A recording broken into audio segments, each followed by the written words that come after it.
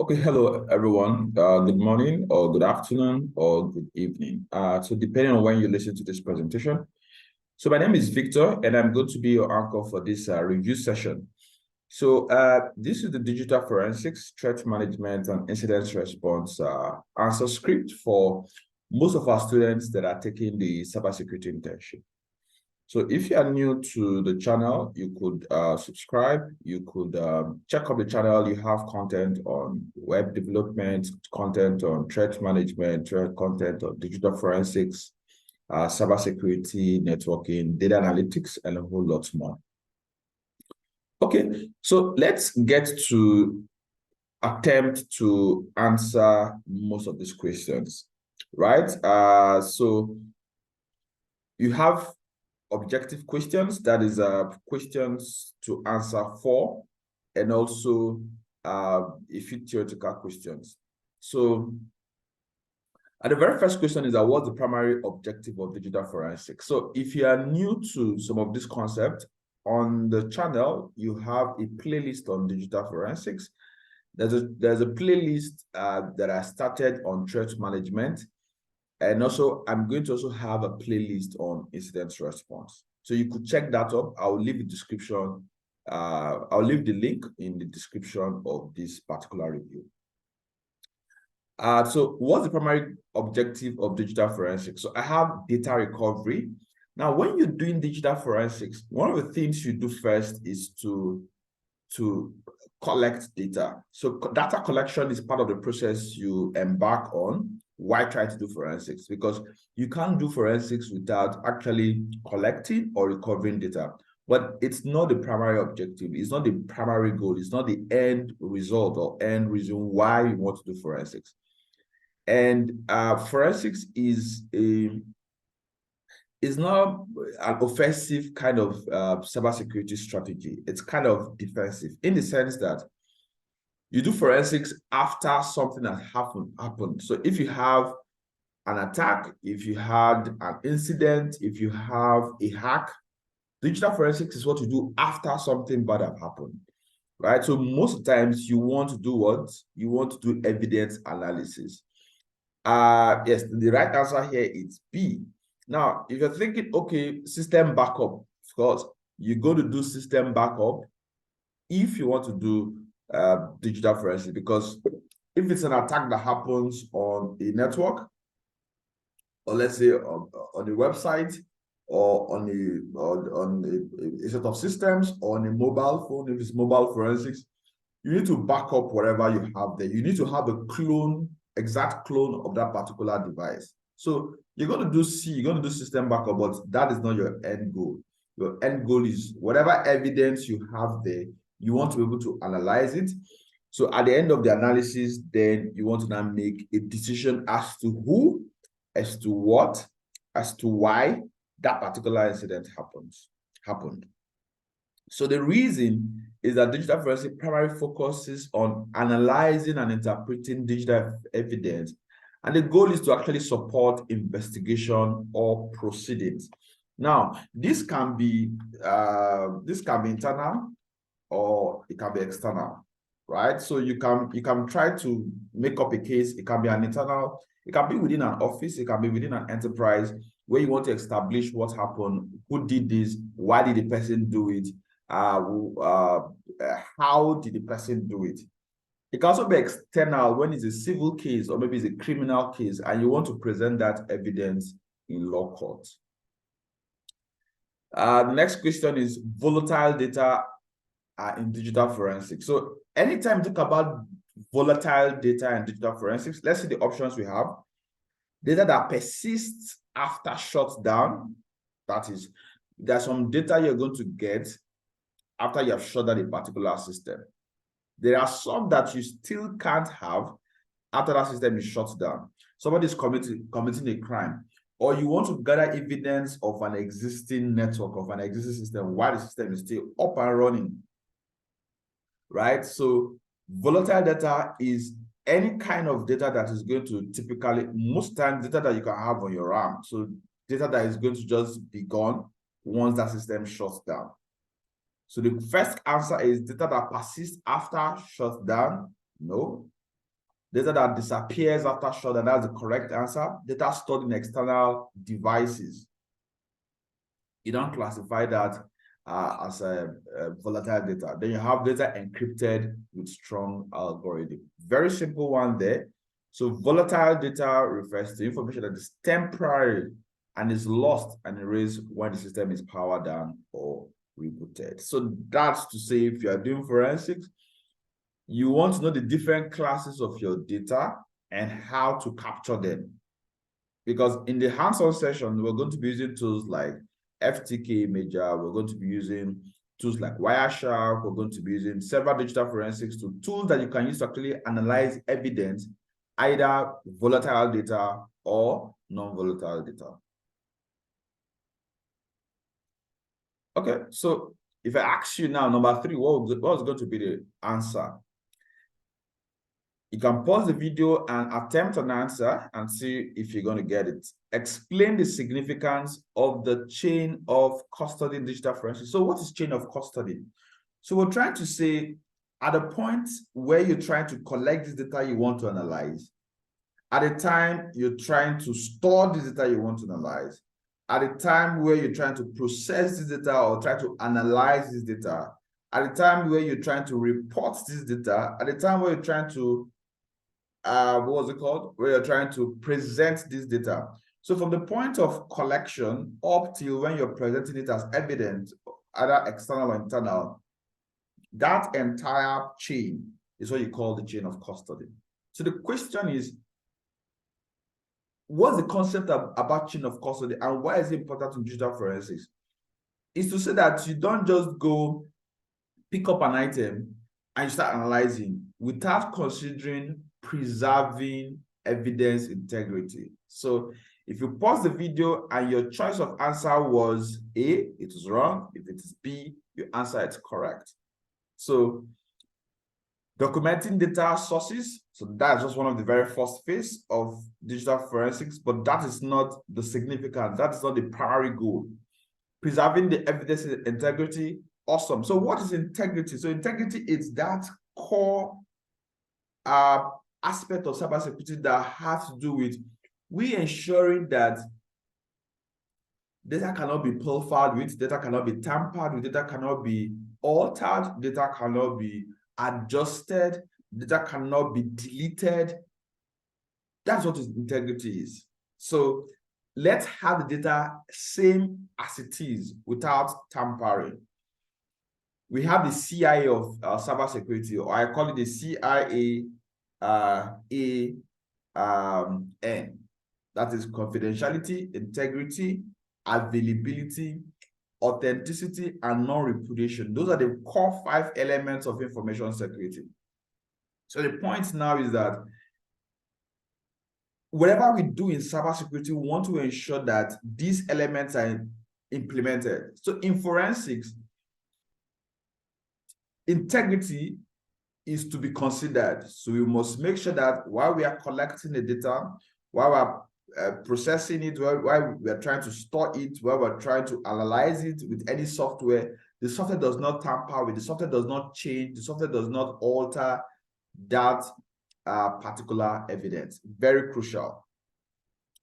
So chain of custody is crucial in ensuring the evidence remains intact, unaltered, maintains its credibility and admissibility in court, because that's one of the first things that is always ascertained in court or for any internal panel, even if it's not something that's going to go to court. So you want to ensure that, is this the same data that we got at the points at the crime scene? Is it the same point data that we got during data collection? Hope it has not been tampered with. Hope something else people have not maybe added to it or removed from it. So very, very crucial. So, okay, I have the next one here, differentiate between live and dead forensic analysis. So I'm going to explain. So when you're trying to do analysis as a system is running, you call it real time, right? You call it live forensics.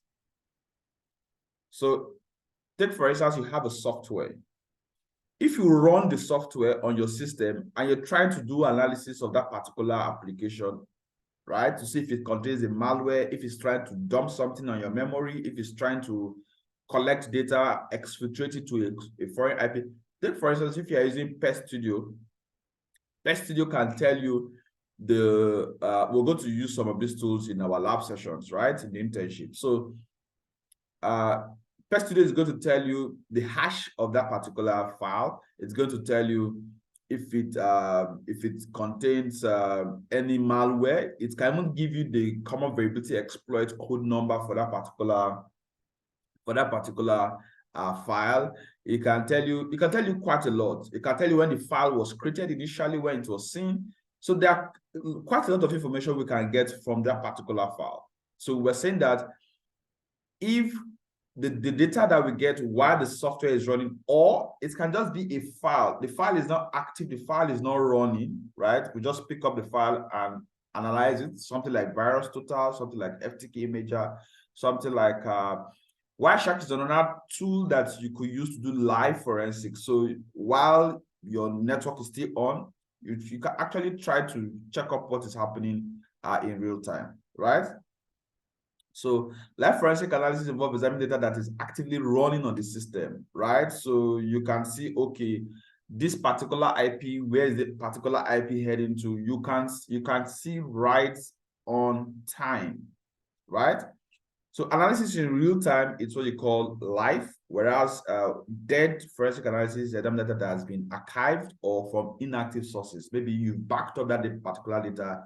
You're trying to use any tool to actually check, do forensics for that particular file. Okay, can you attempt this number 5? How does anti-forensic technology challenge digital forensic investigation? So here, because cyber criminals are going to make sure that they keep evolving, and that is one of the challenges we have. So because we're trying to use pre-attack methodologies, so trying to do forensics to be able to learn what has happened so that we can have more countermeasures. Same thing, the bad guys are trying to have some kind of anti-forensic technology. So how does it affect investigation? So facilitate recovery of digital evidence, hides or destroys digital evidence, simplifies data analysis, improves forensics tool capability. So you can pause the video, attempt an answer. Okay, so the right answer is B, right? Hides or destroys digital evidence. So that's one of the things, right? So you see some hack that happens on a network or that happens on a web application. In planning an attack, one of the things the hacker is going to do is to make sure that as he's doing data exfiltration, he can try to obfuscate, it can try to make unreadable any of the evidence, any of the data that he or she is trying to use to cause whatever harm. Take, for instance, I've done some forensics for some websites that have been hacked. One of the first things you want to do is, once you do backup, once you're able to get evidence, once you're able to try to attempt to restore the website, what you need to now start doing going forward is to try to know what happened, how it happened, who was responsible. So to try to do that, if the hacker tried to obfuscate that particular data, let's say it's a script you uploaded to a website, and that script is able to redirect traffic from that particular website to somewhere else, right? You see some websites where you visit them and somehow they're taking you to somewhere else. So a traffic diversion. So it can be to channel traffic from different websites that are vulnerable to a particular website, of course, for different reasons. You see that particular file, depending on how that file was created, it might be hard for a forensic expert to be able to analyze and say, okay, this was who was responsible. But with training and with experience and with doing a lot of case studies, you can get to understand the particular file. Even at times, it's even hard to discover, okay, this particular file, this is what this file is doing. So just a little advice.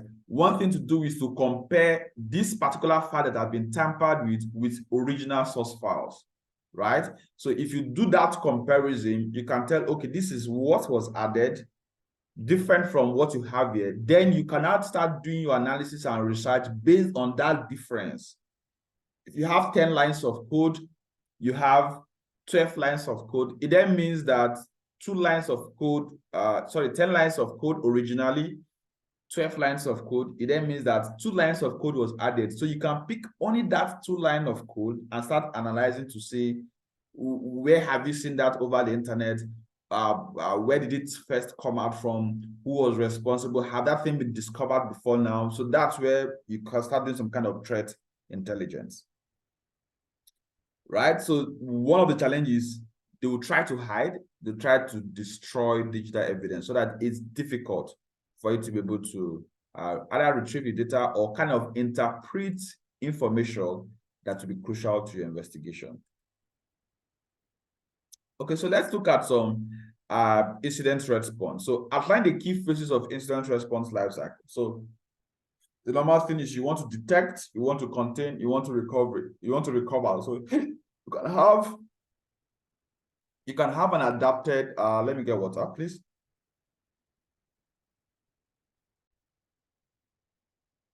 Okay, I'm back. So you can have a 4, you can have a 5 stage, but the summary is that in incident response, you're trying to respond to something that have happened, right?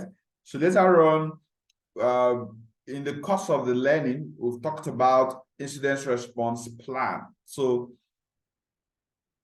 if something happens, if you have an attack, if you have an incident, the question is, how do you respond to it? How do you plan the different phases of how you're going to mitigate or you're going to respond to such kind of incident? So the very first thing is that you want to detect, you want to contain, then you want to recover. And in some adaptation of this, you can also have you preparing, you detecting, you containing, you recovering. You can also have you preparing, you detecting, you containing, you analyzing, and you recovering. You can have adaptations to this flow, right? So, but my best answer here is going to be C, detection, containment, and of course, recovery. Like I said, you could have adaptation to this particular life cycle. You can have, if I want to have a 5 stage, I could have me preparing, because preparation is very key in any incident response plan. In our case studies, we're going to see some of the flows. How do you do incident response for virus, for malware? That is, virus is a type of malware. How do you do incident response for a Trojan, for a data thefts, for denial of service, for DDoS? So for different case studies, there's how you're going to do incident response. I will going to examine most of these things. So how does an organization prepare an effective incident response plan? The clear answer here is conducting tabletop exercises, right? So a tabletop exercise is just like a simulation. So you're going to say, like I said, we're going to examine that during the internship. So you have a plan A. Sorry, you have Trojan. So for Trojan, how do we do that? So you have series and series of activities, right? So how do we prepare our team? How do we train our team? Which softwares are we going to install? Which information security policy do we need to implement? So you have all of these things and a simulation of, if this happens, then this. If this happens, then this. If this happens, then this. What are the other vendors that we need to incorporate when something is out of hand? We need to call. Which of our softwares, our applications, our hardware that are third party, we need to inform when something happens.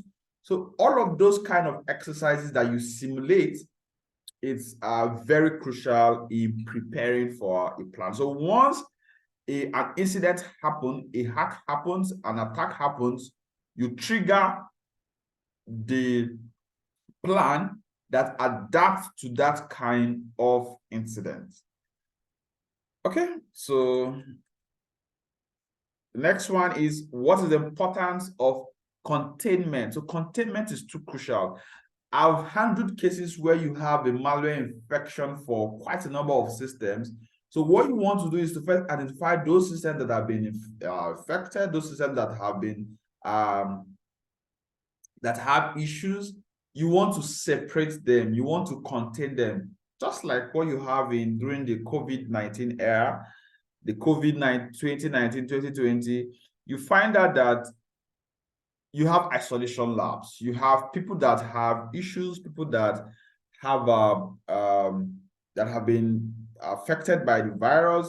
They are separated, and just like any other communicable disease, and that is the normal standard. Same thing for digital forensics, or rather for incident response. When you're trying to respond to a particular attack, right? One of the things you want to do is you want to prevent spread, you want to prevent escalation, right? So it's not to collect evidence, it's not to recover data, it's not to restore systems. All of these are integral aspects of incident response. But the core reason why you want to contain is to say, I have 50 systems. So which of them was affected? I want to separate them. I want to take them off the network, right? Because if it is a virus, if it's some types of Trojan, if it's some aspects of ransomware, it can spread across your network. So that's why you do what's it called? Containment. So here, describe the role of post-incident analysis in the incident response plan. So one aspect of post-incident analysis is digital forensics. So because you see, when you have an attack, when something happens, you actually want to know how and why, because that's how you learn. In project management, we say lessons learned. So without lessons learned, in cybersecurity, we can't have threat management. Without lessons learned, we cannot have threat intelligence. So what's threat intelligence? Threat intelligence is just saying that something have happened. We know all the things that have happened in the past. We have a repository, we have a store bank, we have a knowledge base for most of these things. And people can tap into that knowledge. So threat intelligence has to do with knowledge. You have Talos, you have VirusTotal, you have quite a lot of tools that you can use to, you have the common variability exploit database. You have most of the database that you will have systems, you have non-governmental agencies across the world that have repository of data. You have some online, you have some that are premium that you can tap in to know why you have a kind of thing, because that thing most likely would have happened somewhere else. And if that is studied, that is stored in a database, you cannot tap into. And that is what most of the antivirus softwares, anti-malware softwares, digital forensics tool that gives you opportunity to kind of get intelligence on that particular strain of malware, Trojan, or stuff. So when you do post-incident analysis, is that you want to see the impact, the effect, and understand what occurred and how you can prevent future occurrence, and how you can also what's it called? How you can process most of these things in the future. So this aspect now leads to threat intelligence. That's why in this course, I'm trying to take the course as digital forensics, threat management, and incident response. They are related, they go hand in hand, right? Incident response, you need to understand incident response. You need to know how to respond for different types of incidents. We're going to analyze about 10 of it in the course of internship. So if you are watching this video and you've learned one or two things, you could let me know in the comment section. And you can also like, and you can also share the video. Now, you can also, while you're trying to learn, understand incident response and have your playbooks and know how to respond, you have to do digital forensics, right? And when you're doing digital forensics, so you see, they are very related. So they go hand in hand. Threat management, trying to manage your threats.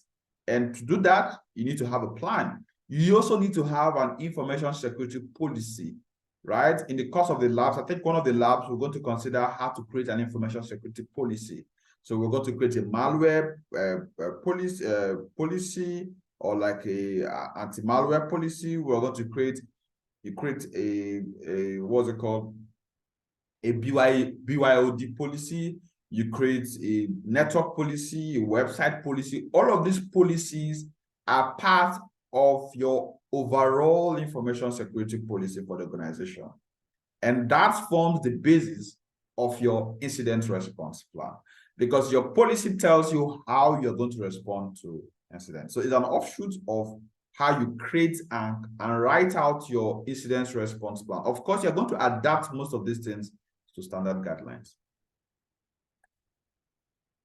So discuss the significance of continuous improvement. Now, your incident response plan, just like your information security plan, an information security plan just tells you, this is what you do when you have this. This is what you do. This is what, just like a guideline, what you do, what you don't do in terms of your network, what you can do, what you shouldn't do in terms of your website, what you should do.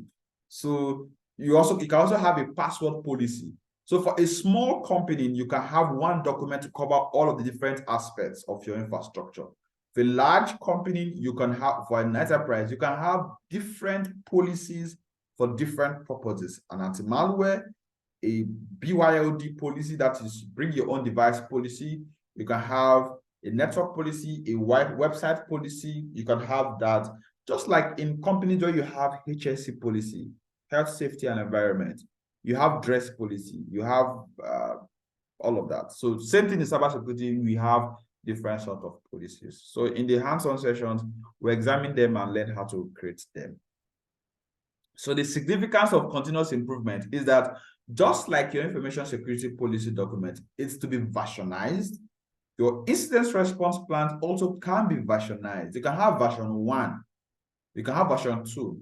Don't forget, just like you can have a vulnerability in your infrastructure, in your network, in your hardwares, in your website, in your network, in your cloud applications, you can also have vulnerabilities in your plan. Your plan is not a software, it's not a hardware, it's a document. How can you have a vulnerability in your document when your document does not attend to some certain areas, to certain aspects of your infrastructure? It can be vulnerable. If you say this is my plan, this is my game plan, and that your game plan does not cover a particular aspect that is not hacked, that is vulnerability right there. So you need to constantly check up your document, constantly do post-incident analysis. So what has after something has happened, and go back to your document, your information security policy document, your incident response plan, and you do what? And you update those documents to cater for some of the things you didn't consider, right? You actually learn from your mistakes. So is it to repeat the same steps? Is it to ignore past incident data? Is it to adapt and enhance your response strategies? Is it to halt incident response effort? So the correct answer is so that you can adapt and enhance your future responses. So continuous improvement involves adapting and enhancing incident response strategies based on past incidents. So we didn't understand that we can have consultants tamper with some certain kind of data. So we didn't factor that in our policy. So because it's now an event that has happened in the past, so we go back to our documents and adjust those things. So it now becomes a policy. Okay, so you have another question that has to do with threat management. So define the difference. So as a security analyst, you should know the difference between threat, vulnerability, and risks. So threat exploits vulnerabilities. Risks defines potential impacts. So in risks, we are asking ourselves, what is the likelihood that something is going to happen? So threat is that something that is going to happen. Then vulnerability is the loophole we have on our systems. So normally that threat that we have is going to exploit the vulnerability that we have, then one way we can mitigate them is to do risk analysis. So we can have quantitative risk management, we can have qualitative risk management. I explored that in the training materials. So, importance of threat modeling in managing cybersecurity risk. So in threat modeling, we want to ask ourselves, how will the adversary, how will the threat actor act? How would it try to compromise our system? Right? That's what threat model is about. So you have different models. You have the diamond model. You have the Mitra attack methodology. There are quite a lot of them. So it just tells you what would the attacker be doing, how would the attacker do that, and simple for short, you're just saying if you have a house, how will the thief come into the house? So you are trying to model, you're trying to say, okay, it's just like when you have a building, if you want to create a building, you first do a model, you first do like a small plan, you first do like a guide. Even if it's as big as a stadium, the very first thing you do is that you draw a 2D, you draw a 3D, you model it, you have a little model. Then with that model, you can now know how the entire building is going to be done. Even in fashion, you have models. The models they walk through and they tell us, okay, this is how to dress, this is how to do stuff. So in cybersecurity, when we say threat modeling, we're just trying to say, how do we know how, okay, how will the attacker behave? What will he or she do? What kind of tools will they be using? What kind of methods are they going to be using? So threat modeling will just help us to identify, then of course now mitigate those potential threats. Okay, so how do threat intelligence platforms contribute to effective threat management? I've talked about this earlier on. So what will be your answer? You can pause the video and you try to give me a response. Threat intelligence platforms, you have quite a lot of them. If you just Google and say threat intelligence platforms, you're going to see quite a lot of them. So all they do is that they can tell you, okay, give us your IP address, give us that particular file, tell us, give us the domain, give us something that has something to do with that particular attack. And based on the database they have, they can now output information. Okay, so the right answer is providing insights into potential threat. So threat intelligence platforms offer insight into potential threats by gathering, analyzing data about current and emerging threats. So threat platforms used to be, intelligence platform used to be a very big thing before AI. So AI is kind of an heuristics AI, artificial intelligence is changing the way mitigating of attacks should be done. Because if you rely just on what has happened in the past, threat actors are going to actually be adjusting most of those things and adjusting how they will attack a system, and you can actually fall for it. Your software can actually fall for it. But you do this in combination of several other things. So describe the role of penetration testing in identifying and mitigating threats. So why do you want to do penetration testing? So you want to check your system, you want to see if it's vulnerable and how you're going to mitigate it. So the correct answer here is to identify vulnerabilities and assessing risks. Right? So the role of penetration testing is that while you're doing penetration testing, you're going to actually exploit system vulnerabilities. You won't create them. You won't avoid them, right? You typically don't avoid 100%. So this will not be my best answer. So your best answer is going to be that you want to identify the vulnerabilities and you want to assess the risks, right? Because if you want to do penetration testing, you are going to do vulnerability, it's a security audit, a vulnerability assessment, and of course, a penetration testing. So you first do a vulnerability assessment, And those things that you have atomized to be vulnerable in penetration testing, you now try to attack, you now try to simulate an attack. In the course of internship, we're going to do some web application, network vulnerability assessment and penetration testing. We could set up an application, or we could use an existing vulnerable application and try to pen test and try to simulate an attack. Or we create an application that is vulnerable and we try to simulate an attack and see if we can break in. So that is what a penetration testing is about, right? You want to identify, assess those risks, and so that you can actually patch them up. So challenge associated with insider threats and their management. So a lot of students, in your choice of answer, you might have picked something else. But one core thing psychologically that most employers are going to face, and most analysts are going to face, that how do you know who have an ulterior motive? How do you know who is planning for something grave?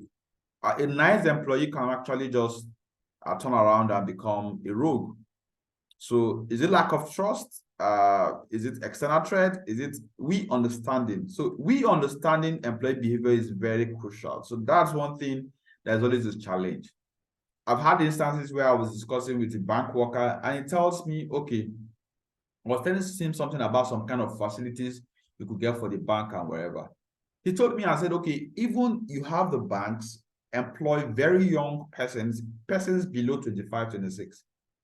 Thinking that is a strategy to mitigate theft and all of that you have in the bank within a bank by bank workers. And he told me that over time, it has proven not to work because these young chaps, their flights out of the country, everything they have to do to like mitigate such kind of attack, those recovery, they've all planned it out. Young persons right now that are not married, that don't have so much of responsibilities, that have not gotten high, maybe wealth taste or kind of peer pressure or try to get into competition. Even those young persons have proven not to be a solution to stop insider threats in banking. So because we can't actually understand human behavior, so that is one of the biggest challenge.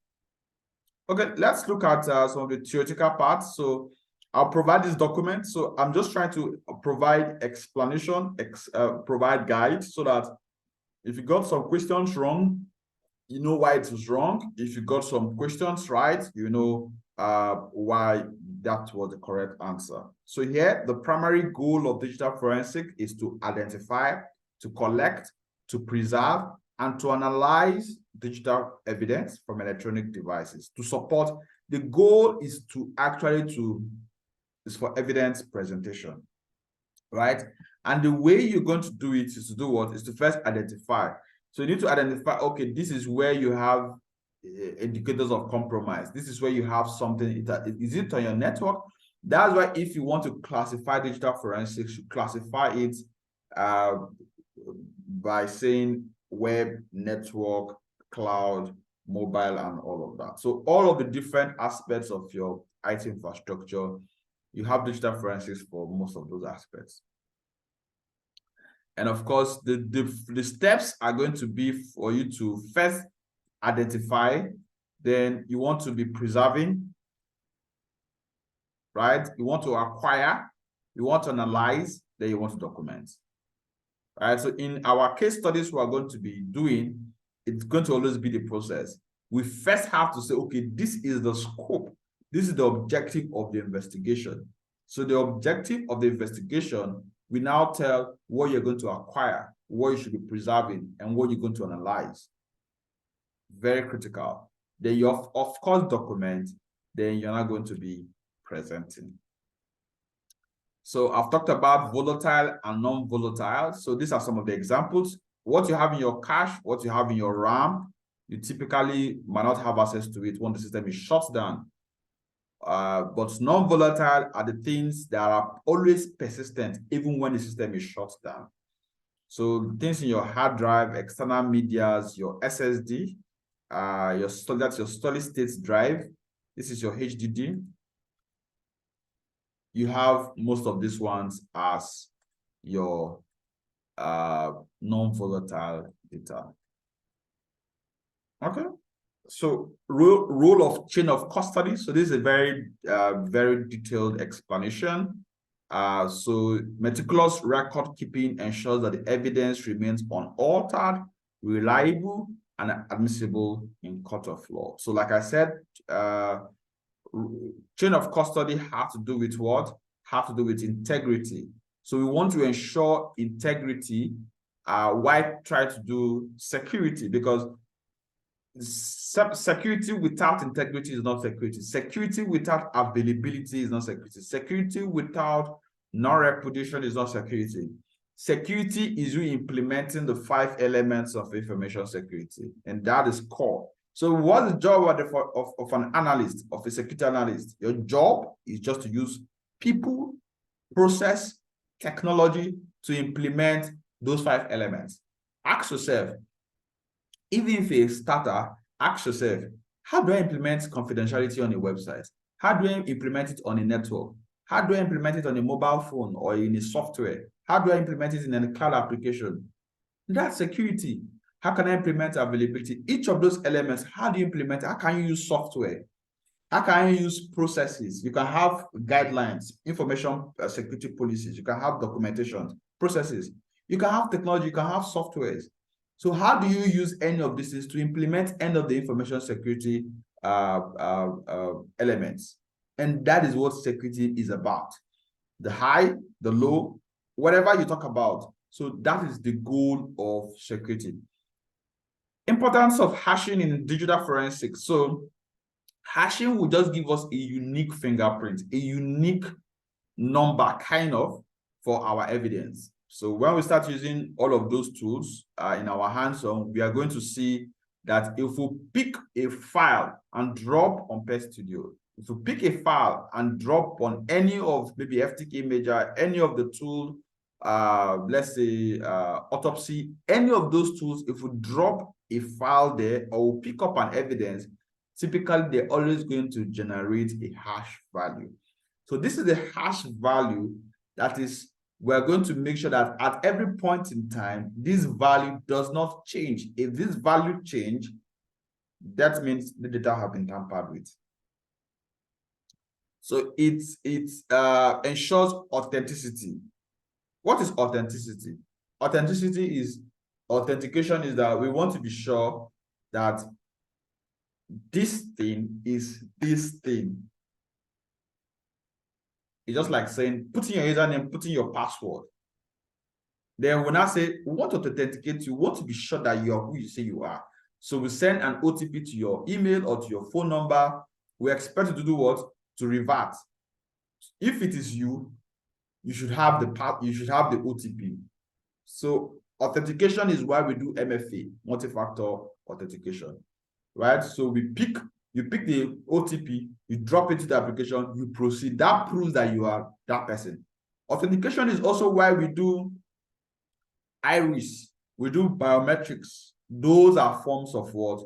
Authentication. So hashing helps us to authenticate, to ensure data integrity. Anti-forensic technology challenges. So I've explained that is to anybody that's trying to obfuscate, anybody that's trying to hide, anybody that's trying to destroy, is always what what's it called? That's always an issue for us. So they also want to manipulate timestamps, for instance, in CCTV. Anti-forensic techniques make it difficult for investigators to recover and analyze evidence. What are some kind of legal consideration you should take when doing digital forensics, right? You need to abide by law. So that's why before you start doing digital forensics, you want to actually understand some of the processes, some of the principles, some of the guidelines. So that will help you do it well so that it's admissible. So even if it's an internal investigation, people are going to say, no, that is not me, that is not my data, that is not my file, that is not my this, that's not my that. So if you understand the process, if you understand some of the guidelines, then you ensure that, and because you need to also prove those particular principles. So you want to adhere to law, right? And the Cybercrime Act or Information Security Act of most countries are going to outline those laws and regulations, right? Privacy law, you must adhere to it. You don't say because you want to collect evidence, you now go against privacy laws. You don't say you want because you want to collect data, you now go against data protection regulation, GDPR, NDPR. Most countries have this adopted, right? GDPR, right?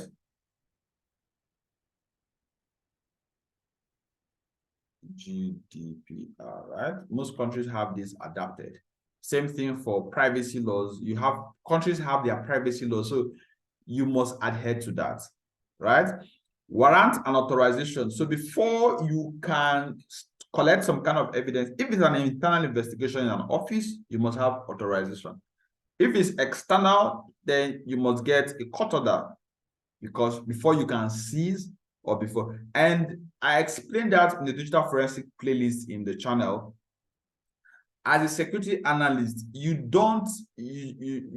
are not to, except you're a police officer, right? Except you work in any of the agencies of government that's responsible for either warrant, authorization, or except that, because you have security analysts, right? You have them in the military, you have them in the police, you have them in several agencies of government.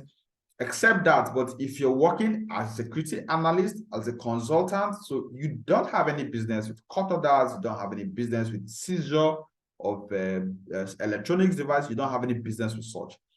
Your business is whatever that have been gotten, your business is not to do what? Is to make a clone, is to make a backup, is to analyze, is to provide, is to tell a story about what would have happened, who and why and what, right? So proper authorization have to be obtained. Search warrants, court orders, of course,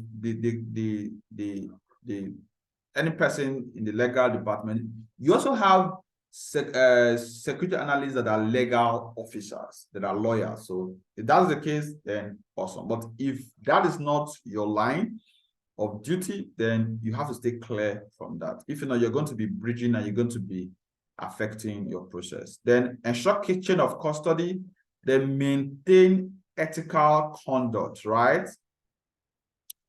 Steganography. So we're going to do some steganography. We're going to do file steganography. We're going to do maybe image. You can also attempt video, right? So I'm used to doing image, text, and maybe, yes, image, text, and maybe file. Yes, image and file, right? So steganography is just a way to like conceal data, right?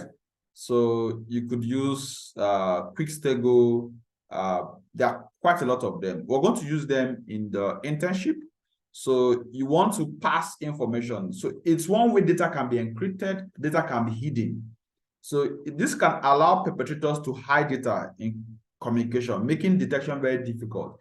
If somebody have an image file and he adds some text to it and pass it on, right, to somebody else to hide that particular data, it's going to be difficult for maybe a software to be able to detect, except for data integrity applications. So that's why you have some tools also armed with capabilities to actually check for integrity. That's why most of your anti-malware solution, most of your SEM solution, most of your forensics tools actually checking for if this is a Word document, is this the actual composition? Should this be how a Word document should be, like a PDF? Because you can have a PDF, but the PDF have the software in it. You can have an image have a text inside of it, right? So, so this is a very important concept in digital forensics. We'll do some hands-on on this doing image, doing text. Same thing for a video. You can have an image, a video, or a PDF that is supposed to be just 2 MB and it's now 100 MB. That's the time to be doing checkup. That's the time to be asking yourself, will there be hidden information, right? Are they exploring alternate data stream to like add information on this, and maybe when run or when it's from environment that it cannot infect the system. So incident response stages, we've talked about it. You prepare, you detect, you contain, then you do post-incident activities. I explain most of these concepts in the objective section of this class. Okay, so how do you prepare for incident response? So you have this. We're going to explore it in incidence response plans. So we're going to explore playbook.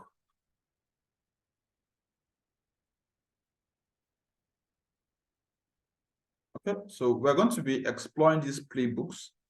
Okay, what's happening?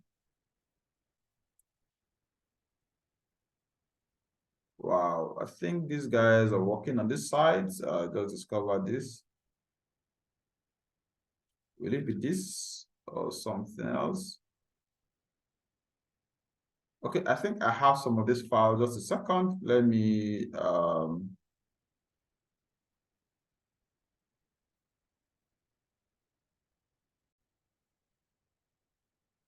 okay, so I have some of these files. So for data theft, for instance, for denial of service, for elevation of privilege, for improper computer usage, for malware outbreak, for phishing, for root access, for unauthorized access, that is an authentication problem, for a virus outbreak. So this is what an incident response plans look like for a virus attack, for a virus outbreak. So you prepare, you detect, analyze, you contain, eradicate, and recover, then you do post-incident handling. And the guideline is always from the NIST special publication 80061. Right? So when we want to create ours, or when we're examining some of these things, we're going to use the standard frameworks and guidelines. Right? So this is the preparation stage for a virus outbreak. So this is what the plan looks like. So are you saying first thing you do is to set up your core operations team, which is going to involve a risk manager, a vulnerability manager, a threat manager. Then ask yourself, who are going to be my extended? Because if you have a virus outbreak, you might have legal issues. You might have to do PR. You might have to communicate to the outside world, right? So you need to set up those teams. Then ask yourself, how do you escalate? So document the internal part, document the external part, right? So your next step is going to be, first thing you do is to define your threat actor. So you see, for each of the different types of incident, there's always a game plan, right? Step-by-step actions that you have to explore, right? Step-by-step action that you have to explore. This is for denial of service. You see, it's always you have to define your threat actors. And these are all of the things you have to be doing in terms of softwares, in terms of policies, in terms of training, in terms of setting up your team. Very crucial. So you don't fight crime by just installing the software. Never done. It takes a whole lot. So this is for malware. This is for phishing. This is for root access, right? So root access, for example, there's quite a lot of things that you have to look at, right? As you move towards having like your tabletop exercises so that people can know what to do at every point in time. So, how are they going to prepare for effective response plan? is by identifying risks, is by developing a plan, which I just showed you, is by training and testing, then of course, continuous improvements. I've talked about containment, right? It's going to limit the damage, it's going to control the impact, it's going to also prevent incident from affecting other parts of the organization infrastructure. Like I give you the example of the network where you have 50 systems, you've ascertained that 10 systems are compromised, you want to isolate, you want to separate those 10 systems so that they don't affect the other ones. So I've talked about threat intelligence also and its role, right? I'm going to provide this document. So threat intelligence is going to help us know the patterns, right? Know the tactics, know how these things happen, and even who is responsible for it. Primary challenge in coordinating incident response across multiple departments in an organization is a very huge task, right? Because you might be having, if you're having quite a lot of, even to create your policy, your plan can involve weeks, because you need to assign roles, you need to train, you need to plan, you need to implement some controls, because the controls you have, either they are going to be administrative, whether they are going to be software-based, technical, whether they're going to just be you having your policy documents, all of these things are part of your plan. So a lot of things you do to secure your infrastructure should be pre-attack. Just a little, 20-30% of your game plan should be post. Most of the things you're going to be doing, vulnerability assessment, prevention testing, incident response plan, threat management, most of these things are going to be before you have an attack. Just a little part of cybersecurity is post. If your cybersecurity is always post an attack, you are not doing cybersecurity. You're just joking, because you're always going to be hit. You're always going to be attacked. When you do social engineering training, what are you trying to do? It's pre. When you do vulnerability assessment, what are you doing? You're doing pre-attack. When you do vulnerability assessment, you try to see from an insider perspective what is vulnerable. That is pre. When you create an information security policy, what are you doing? You created a document that tells how we should do stuff. That is what? Pre. When you install a software, when you install a firewall, when you install a when you install an anti-malware solution, when you install a SIEM solution, what are you doing? Pre, right?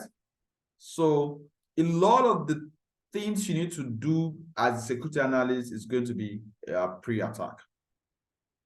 So when you now have to do this for a very large organization, you might have communication issue, people trying to collaborate, people trying to share.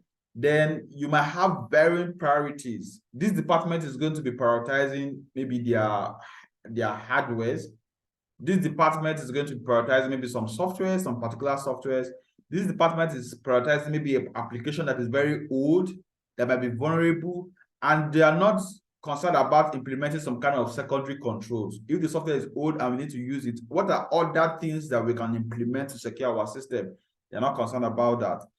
You might have another department that is interested in cost, maybe the accounting department. Yes, they're interested in how much are we spending. So you have people who have different priorities, resource allocation, role clarity. So it's a huge task, and it should and can be done. Significance of post-incident analysis. So if you analyze after, you can identify weaknesses, you can improve your response plan, you can now know your legal and compliance obligations, right? You can also learn from your incidents. What role does incident response playbook serve in managing cyber incidents? So I've just, these are some of the playbooks, right? You have some of these documents, I will share them.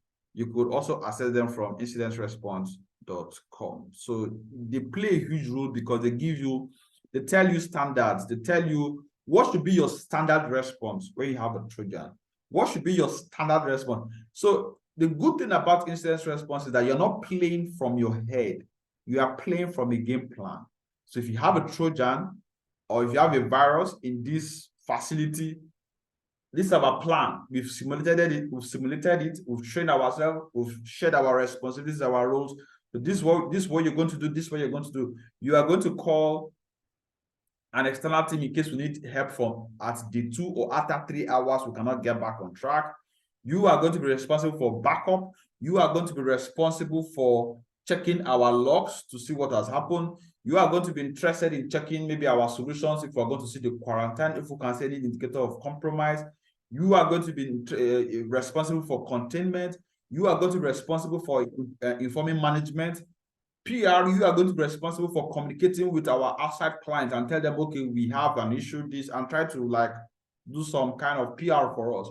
You are going to be interested in analyzing the legal implication of, because even by standard, if you don't alert of an incident, you can be fined. So you are going to be in charge of, you're going to collaborate with legal and see how to we inform our regulators and all of that. So it's a huge task. So, but the response plan, the playbook helps us in coordinating, right? Gives us immediate guidance, saves us a lot of time and helps us to train and prepare. If we don't have the plans, we cannot prepare, right? We are just going to be, oh, let us do this, okay, let us do this, let us do this, let us do this, let us do this, and at the end of the day, you have issues. Okay, a security analyst is able to differentiate between a threat, a vulnerability, and risks. So I've explained that earlier on. So a threat is just a danger, potential that can happen.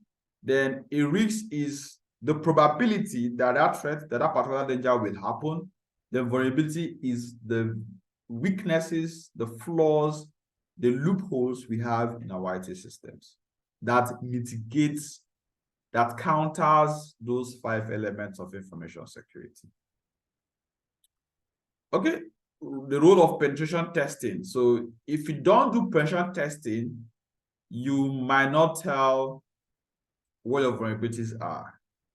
You might not evaluate, you can be saying, I'm very secure, we have a top-notch system. It might just be false. It can be true. If it is true, then you cannot prove that it is true, right? That you won't have a vulnerability does not mean that the system is susceptible to attack. So it is penetration testing that proves that. You can have a vulnerability, then you have a secondary control for that vulnerability. Take, for instance, an ATM for a bank that is still running Windows 10, or let's say Windows 8. So that operating system on its own, it's vulnerable. But that system, is it properly patched? Is it on a firewall? Does it have other softwares that have been implemented that will prevent attack? Good. So that it is, does it even prevent maybe remote access, prevent a lot of secondary control? So that you don't see, oh, this stuff is running on an old platform, oh, it's vulnerable. No, that it's an old version or it's vulnerable does not mean that it's susceptible to attack. So it's penetration testing that now proves if that particular stuff is susceptible to an attack. So SEM is crucial. SEM is the new gold. So in us trying to mitigate attack, because instead of us running helter-skelter, instead of us having quite a lot to do, we can have a software that is going to do, I call it SEM, data analytics and security. And that's what a SEM can be used for, data analytics, security. Now, why is it data analytics? And that's why, for instance, our advise students that want to learn SEMs, that want to learn how they work and whatever, just go learn how to use Tableau or go learn how to use Power BI first. This might be a shock, yes. Because what a SEM does is that it works with data. You know, we say data is the new oil. And that is what is coming into cybersecurity. This was not the situation 5, 10, 15, 20 years ago. No. This is like the new thing. So if we want to secure our enterprise, we don't need to be installing some endpoint security solution. We just implement a SEM. So if we implement a SEM, we can pipe in data, endpoints, data from different sources, from our cloud, from our application, from our systems, from remote access, from an API, from different sources. We can plug them into the SEM. And the SEM is just going to visualize everything for us. We can now monitor those stuff and we create a dashboard. And that's what you do in data analytics, right? So a SEM is, because for a security analyst is concerned about the events that happens on his or her network, on his or her software, or on his or her cloud application and all of that. So that thing is, you see, like somebody's account was hacked. She had an issue with her system. And I said, normally vendors will inform you even when there is susceptibility, when there's an unknown IP, an unknown person trying to access a particular account, they will inform you. That is data they are making available to you. They will alert you. That's why we say if you implement a security solution and it does not have an alert system, it is kind of faulty. So in cloud, you have that. In web applications, you can have that. In networks, it's difficult to have that, but you can implement softwares that can help you do that. So we call that software-defined networking. So networking have gone beyond just do a lot of things manually. You want to now use software to define your network. So you want to use software to monitor your network. You want to use software to configure your network. You want to use software to do a lot of things on your network, right? So your vendor is going to inform you that you have this, you have that. The reason is that you did, why you had the attack was you didn't take action. And that's where a SEM comes in. So a SEM is going to help us collect this data, analyze it, interpret it, and even tell us what the issue is. Then it's possible for us to now respond. But a SOA is going to respond, right? So it's going to do log aggregation from multiple sources. Like I said, it's going to do real-time monitoring. It's going to do some correlation. So you see, this is the intersection between data analytics, machine learning, and cybersecurity. Right? So if you want to enjoy SEM, if you want to enjoy the new age of security, start learning some basics of machine learning, some basics of data analytics, and whatever. Right? In this internship, if we have time, we're going to just maybe do a little bit of that so that we can appreciate what a SEM is going to be doing. Because what a SEM does is just collect data, and you have to create your own dashboard depending on what you want to monitor. And that's what is analytics is. The data science process is collect. I think there's a framework we call the OSEMN, right? So you obtain, you scrub, you explore, you model, then you interpret. The N is, the I is silent, so you say you interpret. So this is a framework. You could check it up. And that is the same framework that a SEM, a security solution, use. And there's even an organization that uses SEM for analytics, not for security.